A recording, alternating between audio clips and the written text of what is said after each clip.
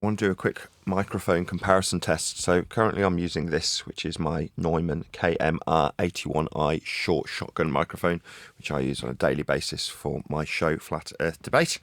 But what I want to compare is a couple of large diaphragm microphones, one being the Sontronics STC-2X, which is the same as the STC-20, STC-2, STC-2X, which is the one I'll be using, and STC-3X. The only difference being the pads, attenuators, and multi-pattern functionality of each of the microphones. The STC-20 being a bare bones cardioid, the STC-2 having a 75 Hz roll-off and a 10 dB pad. And the STC-2, the one I'll be using, has an omnidirectional mode, 75 Hz roll-off, and a 20 dB pad in addition to what the STC-2 has. And the STC-3, the most recent and modern of the three microphones, has a 20 dB pad, 10 dB pad, 75 and 150 Hz roll-off, together with Omni figure of 8 and cardioid. So other than the figure of 8 functionality, the STC-2 and STC-3X are identical. And what I'm going to compare them to is the AKG C414 XLII, which is also a large diaphragm multi-pattern condenser microphone with a whole bunch of pads and filters on it. So I'm going to start off on the STC-2X, and then we're going to compare to the AKG C414. So this is the sound of the Sontronics STC-2X large diaphragm. That's 34mm cardioid at the moment, condenser microphone with no pads and no filters. So this does have a further omnidirectional mode, which I could be using, but I'm not. I'm using the cardioid mode, and it does have a 75 Hz and 150 Hz high pass filter or low cut filter, same thing. And it also has a 10 and 20 dB pad. So to all intents and purposes, this is the same microphone as the STC-2 and STC-3X, but with a few other bits and bobs compared to the STC-2 and a few less. That's to say it doesn't have a figure of 8 mode as the STC-3X does. So this is the sound of the Sontronics STC-2X large diaphragm true condenser microphone in cardioid mode with no pads and no filters, and this is how this sounds. This is the sound of the AKG C414 XL2, which is a multi-pattern large diaphragm true condenser microphone with its transformerless output, and it has a whole raft of different patterns that you can use on this microphone. So it has, from left to right on the front of the microphone, which you can't currently see, omnidirectional, wide cardioid, cardioid, hypercardioid, and figure of 8.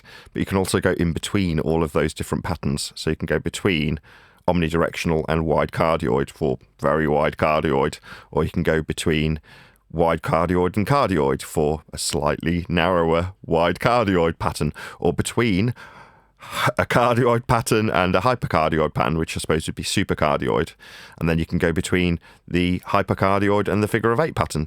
So all the in-between stages, like you get on a large diaphragm valve microphone with a separate power supply, like the Avantone behind me. This microphone has a similar arrangement on its external power supply, which I've got up there, which you can't see. But that's got all the different patterns that this AKG C414 has, and I think that's probably because the C12 is what the Avantone is based on, and this is a derivative model of the AKG C12. It's just a smaller brother, so it offers a lot of the functionality that you got on that original large diaphragm valve microphone, but from a transformerless design. So once again, this is the it's the AKG C414 XL2, i.e. the one with the gold grille on the front, in cardioid mode with no pads, no filters, and this is how this one sounds. Now we'll flick back to the Neumann. This is me back on my Neumann microphone. Let's just point it actually at me. So this is the sound of my Neumann, so I can move this around now without worrying that I'm going to make a load of banging sounds on it. Let's turn that one off actually.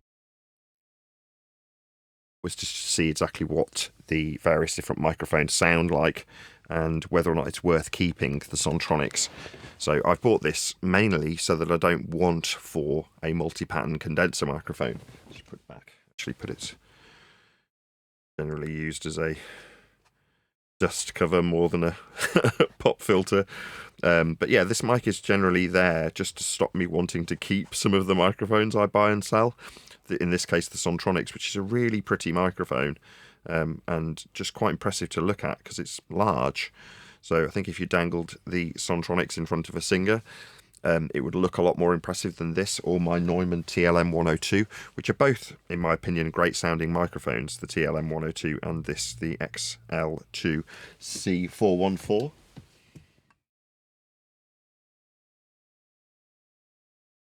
But I don't have a need for it if it doesn't sound better or different to the C414. So the idea of that test is just to see how much difference there is between the Sontronics STC-2X and the AKG C414 XLII. I'm pretty sure that the Neumann will outperform both of them in this scenario. So with me just talking, I've got nothing in my way.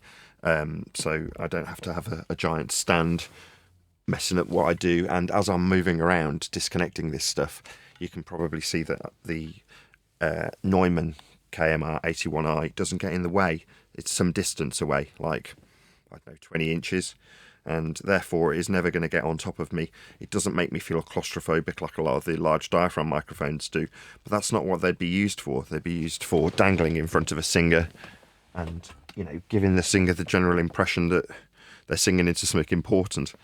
Now, the engineer that I was taught by in college was of the opinion that a small diaphragm condenser microphone is far more accurate. Now, the base of this Neumann is a small diaphragm condenser microphone, but he was talking about something like this, the Sontronics STC-1, and that's a much smaller capsule, but still a true condenser microphone, so it's externally biased. Like all three of the microphones that we're currently using, they're all true condensers. But he would say that you put the giant dangling microphone in front of the Singer so that they'd be wowed and therefore feel inspired to put on a better performance. But it'd also have a small condenser microphone in the array, just tucked away, so that you could get a better recording from the small diaphragm condenser microphone, which would be often the thing that got put into the actual recording. And then the large diaphragm microphone, although wired up and working and definitely taking a signal and recording it, wasn't necessarily the better sound in most instances. The better sound was achieved from the small diaphragm condenser. But if you put a little pencil condenser in front of people, they tend to be a bit nonplussed if that's in front of you versus the Sontronics. You know, if you've got something large and seemingly impressive dangling in front of you, like that, but in its shock mount versus that, this one will inspire a better performance than this one. So it's nice to have options when you're recording something anyway, so having a couple of mics recording the same source isn't a bad thing anyway. But from a technical point of view, I think generally speaking small diaphragm microphones are more accurate than large diaphragm microphones, which are a bit more coloured. But coloration isn't, again, a bad thing. You know, just because it's coloured doesn't necessarily mean it's bad. Often with vocalists, at least, you know, you want a bit of colour, maybe a bit of saturation. If it's a valve microphone, just, you know, cluttering it up with a bit of harmonic distortion isn't necessarily a bad thing, because it can be quite pleasant to do that. So anyway, this is going to be the end of my video on large diaphragm comparisons, in this case the AKG C414 XLII versus the Sontronics STC-2X.